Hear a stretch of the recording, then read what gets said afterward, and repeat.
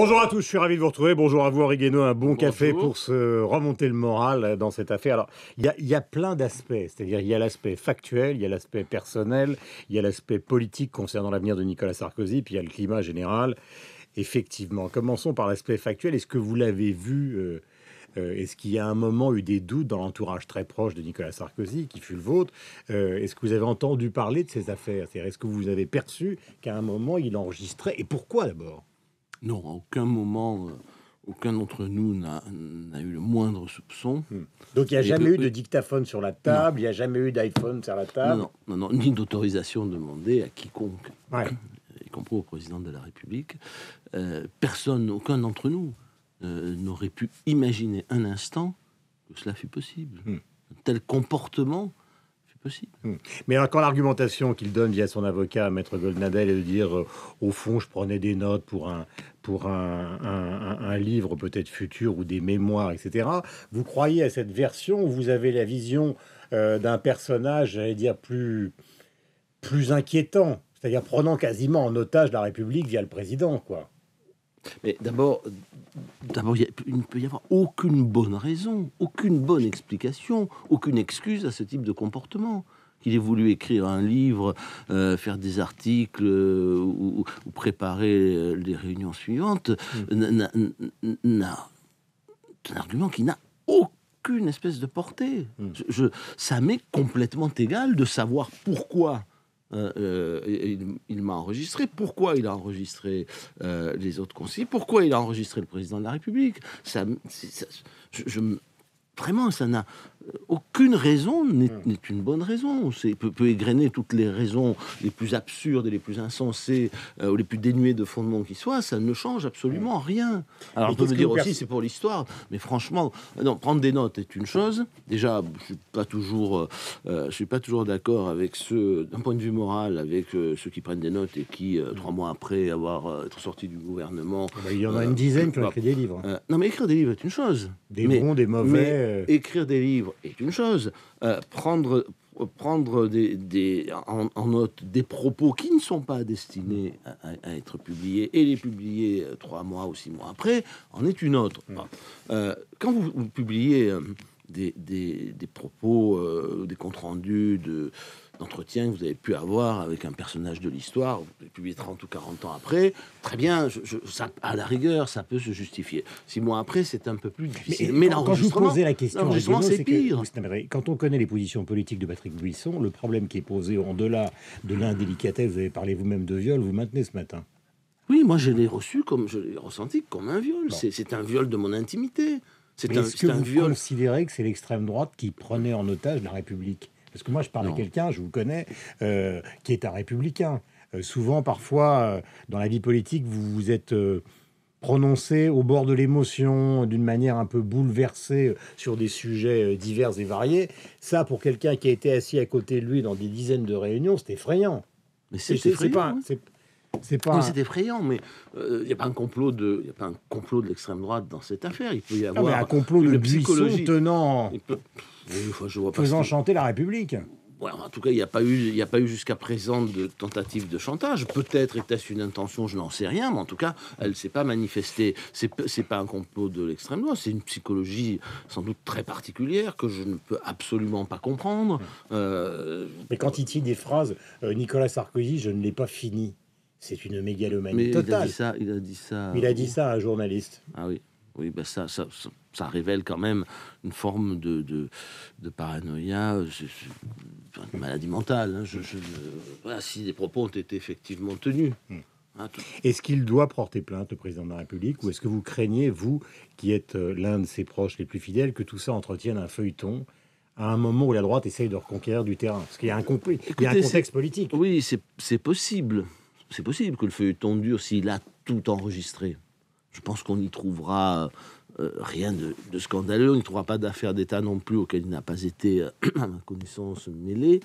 On trouvera en revanche sans doute de quoi monter les gens les uns contre les autres. Parce que ce que l'on se permet de dire dans une conversation privée, intime, n'a pas la même forme ni le même contenu que ce que l'on dit en société. Est-ce qu'il doit porter plainte, l'ancien président? Bien, il va y réfléchir, comme moi, comme d'autres. Mais Nous vous- allons voir. Moi, j'ai pas décidé encore. Ouais. Je n'ai pas décidé encore, mais il y a deux choses qui me choquent dans cette affaire et qui ne peuvent pas rester sans aucune sanction. D'abord, cette forme d'espionnage, de viol de la vie privée des uns et des autres, et puis de quasi-espionnage de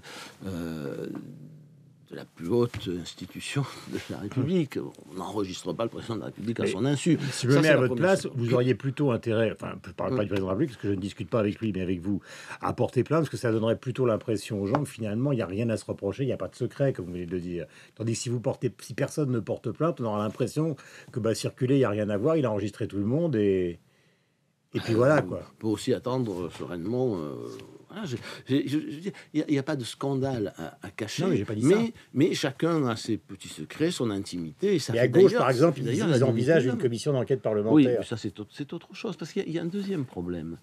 Le deuxième problème, c'est celui de savoir d'où viennent les fuites. C'est quand même un sujet important.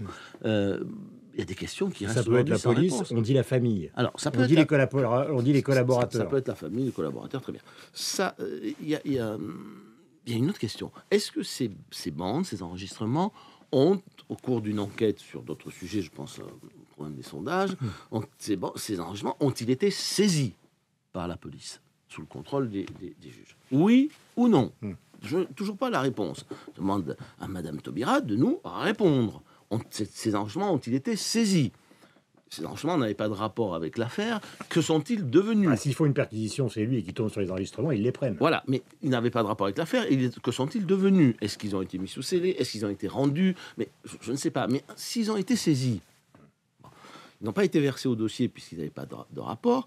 Donc l'avocat des parties civiles, en l'occurrence une ONG anticorruption, n'a pas eu connaissance de ces enregistrements. Je veux savoir si il y a eu ou non de la part des policiers, des magistrats ou des services judiciaires une fuite, qu'il y ait une enquête. S'ils n'ont pas été saisis, très bien, c'est concerne plus ni Madame Taubira, ni le ministre de l'Intérieur, ni la police, ni la justice. Mais s'ils ont été saisis, ils ont été... Il peut y dans avoir le une circuit. manipulation. Voilà.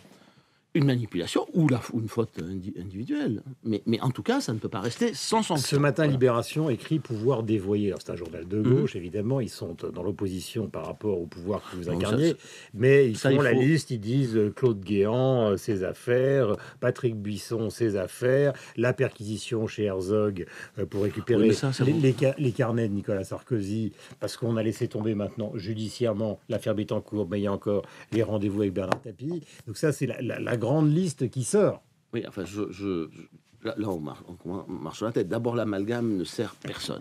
Et Libération, comme n'importe quel média, comme n'importe quel homme politique, devrait s'abstenir de jeter de l'huile sur le feu en mélangeant tout et en racontant n'importe quoi. Voilà, parce que Comme ça ils ne disent fait, pouvoir dévoyer. ça ne fait... Oui, mais ça, rien que ce mot est déjà un jugement de valeur qui contribue à faire le jeu des extrêmes. Parce que c'est un mot absolument inacceptable, infondé. Les leçons des journalistes de Libération sont moralement inacceptables. Et dans le contexte politique actuel, il faut faire attention aux mots qu'on emploie. Il faut être bien sûr de soi. Il faut éviter l'amalgame, le simplisme, la caricature, l'outrance. Bon, c'est pas ce que font les journalistes de Libération ou c'est pas ce qu'a fait Monsieur Moscovici à propos de cette affaire. C'est une affaire qui concerne tout le monde et qui vient affaiblir et les institutions et la République et faire le jeu de ceux qui pensent que tout le monde est pourri, que tout le monde est corrompu. Bon, Oui, donc vous dites clairement ce matin que tout ça fait le jeu du Front National. Des extrêmes, oui, de tous les extrêmes. Moi, du Front National, entre autres, bien sûr. Vous êtes député des Yvelines, vous connaissez le terrain. Qu'est-ce qu'ils vous disent, les gens, quand ils apprennent des choses comme ça? Non, mais les gens, ils sont dégoûtés. Cette affaire-là, il n'y a rien de, pour l'instant, d'illégal dans ce qui a été découvert, sauf le fait d'enregistrer à leur insu des gens qui n'étaient pas prévenus, qui n'avaient pas donné leur accord. Mais il y a un problème moral. On a les gens qui voient ça, ils sont effondrés. Ils viennent déjà d'encaisser les soupçons, pour l'instant non démontrés, non plus, non étayés, à propos du financement de la campagne et des soi-disant surfacturations.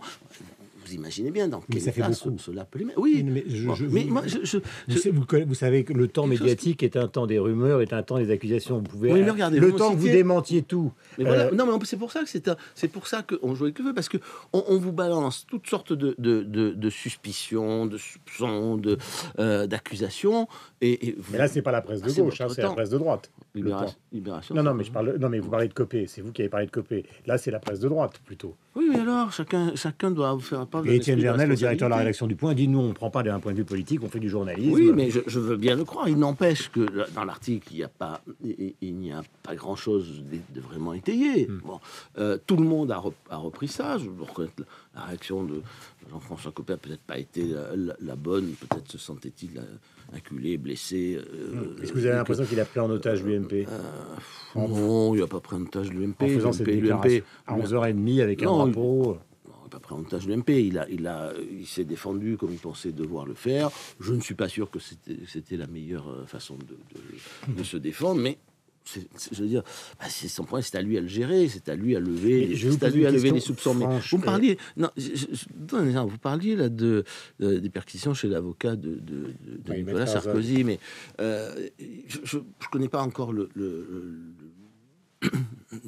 l'affaire de façon assez précise, mais quand même, imaginez qu'il puisse y avoir un trafic d'influence entre le procureur général de la Cour de cassation, l'ancien président de la République et l'avocat, parce que le procureur général de la Cour de cassation aurait une opinion favorable sur un dossier. Ça devient complètement fou. Enfin, tout le monde va passer tout le temps devant les tribunaux. Quand vous êtes maire, vous passez votre temps devant les tribunaux pour tout et n'importe quoi. Mais- Vous êtes président de la République, dès que vous avez terminé, toutes les rumeurs, toutes les accusations infondées font l'objet de procédures judiciaires. Que veut-on? Que la vie politique soit réglée uniquement par la justice? Tout ça pour faire... Rappelez-vous de l'affaire Bettencourt, rappelez-vous comment elle a fini.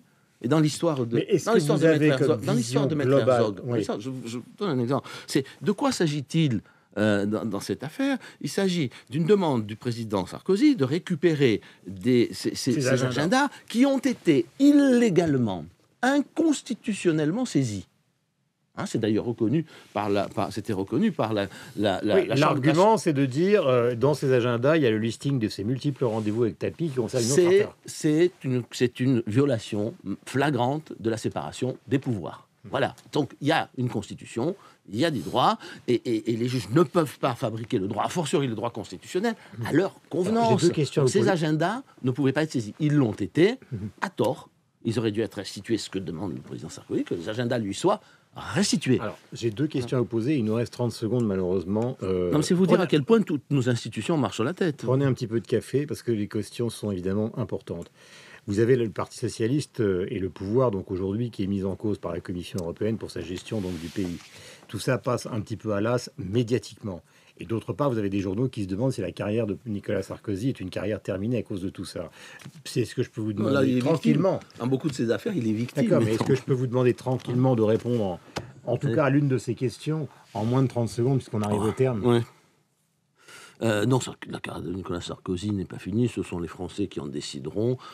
Si la situation de la France l'exige et si les Français le souhaitent, il reviendra en politique. Si ça n'est pas le cas, si lui ne le souhaite pas, il ne reviendra pas. Mais ça n'a rien à voir avec toutes ces affaires dont on voit bien qu'à chaque fois, elles ne débouchent rien. Hein, on va pas... Et est-ce que c'est un rideau de fumée dans une situation, parce que vous l'avez évoqué cette piste, dans une situation qui est terrible sur le plan économique? Non, mais la puisque l'Europe situation de la France, l'Europe, moi, je n'attache n'est pas très européen, donc c'est pas vous qui allez reprendre cet Je argument-là. n'attache aucun crédit aux arguments de la Commission européenne. Est-ce que la situation du pays est mauvaise? Oui. Est-ce que la situation économique est catastrophique? Oui. Est-ce que la politique est mauvaise? Oui.